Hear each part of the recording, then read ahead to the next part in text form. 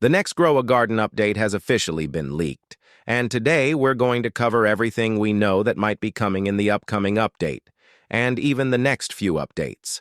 Jandel has basically laid out a plan for the next month or two, so we'll be seeing where Grow a Garden is headed in the near future. Let's jump right into it. But before that, a huge thank you to every single one of you. We finally hit... If you haven't subscribed yet, go ahead and hit that button. Now let's get into today's video. There's a lot to cover because Jandel has been discussing many upcoming changes, from how updates will be released to the types of events and new content we might expect in the game going forward. I've also got plenty of leaks to share, so let's dive right in. The first leak I want to revisit is one from a few days ago that I already covered in a previous video, but it's worth recapping.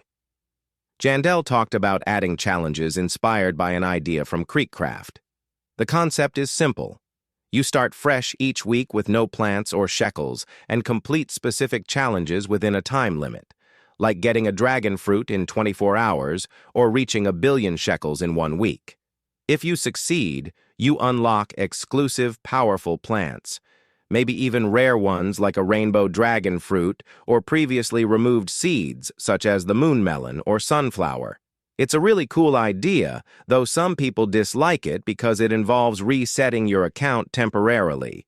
I think making these challenges optional would be a better approach, so if you want to do them, you can. If not, you don't have to. That way, more players might actually participate. Of course, the rewards have to be worth the effort.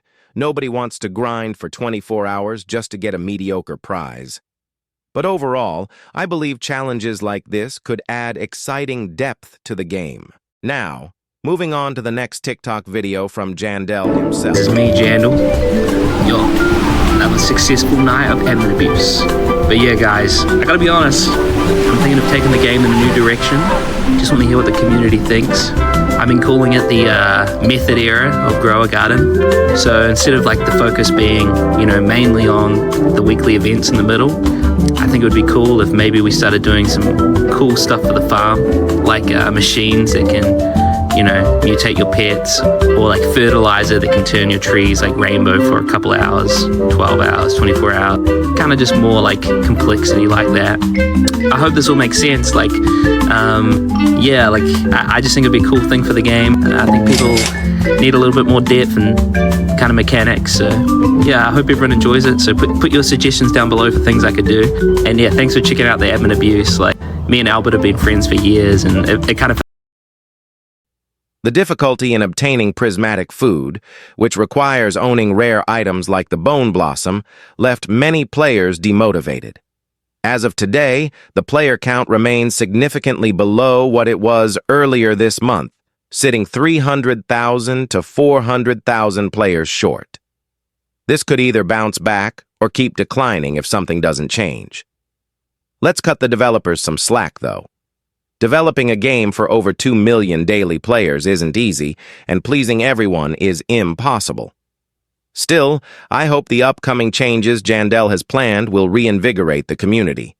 If you want to learn more about the new method era, I made a full video about it yesterday called Roblox Grow a Garden is Changing. Check it out on my channel for details on new incubators, fertilizers, meta mechanics, Easter eggs, and discoveries. The goal is to give the game more character and options so players can enjoy it without always grinding for the best items, pets, or money. Some talented fans have already created concepts inspired by these ideas. One is the egg machine, or pet reclaimer, which you can unlock near the pet mutation machine for 125 million shekels. It lets you submit a pet level 40 or higher, along with 10 million shekels, and after waiting 1.5 hours, or skipping for 59 Robux, you get the egg that the pet came from. There's a chance to lose the pet, but it's a neat way to reclaim eggs from your pets. For example, submitting a gorilla chef pet might give you a gourmet egg, a raptor pet might give you a primal egg, and so on. A very cool concept indeed. There's also a fan-made idea for transcendent sprinklers, which could provide new mutations exclusive to that sprinkler instead of just faster growth. While we just got the Grandmaster sprinkler, adding unique sprinklers with special abilities would add fun complexity. Another idea, which might not make it into the game, is a planter's plot that allows harvested fruits to be placed back down and receive additional mutations even after harvesting. Right now, once you harvest, you can't add mutations, so this would be a way to extend that. However, it might make mutation farming too easy, so it's uncertain if the devs will add this. One more exciting concept is adding helpers to your garden. This would allow you to add friends or helpers who share your seeds and shekels and can plant for you in your garden, but not their own. Jandel has always talked about Grow a Garden being a multiplayer game meant to be played with friends, so having cooperative gardening, building cosmetic stuff, or even building a house together would be amazing. It could be the next big feature after the cosmetics update. Of course, this raises security concerns, like strangers deleting your plants, so there'd need to be protections, such as disabling deletion permissions for helpers. Still, it's a fantastic idea worth suggesting on the official Grow a Garden Discord server if you haven't already.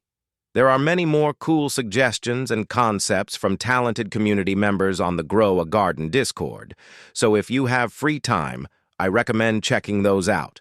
That's all I have for today. If you found this video even remotely helpful, a like and subscribe would be greatly appreciated. Once again, thank you all so much for